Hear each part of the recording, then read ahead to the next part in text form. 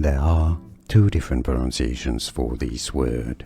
The original Ghanaian pronunciation is Kwasi, Kwasi. Now in English it's often pronounced as Kwasi.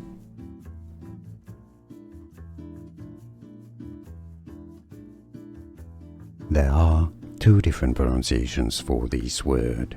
The original Ghanaian pronunciation is Kwasi, Kwasi. Now in English it's often pronounced as Kwasi. Here are more videos on how to pronounce more confusing words and names too many mispronounced. Like this video if you found it useful. I appreciate your support. I'll see you soon and thanks for watching.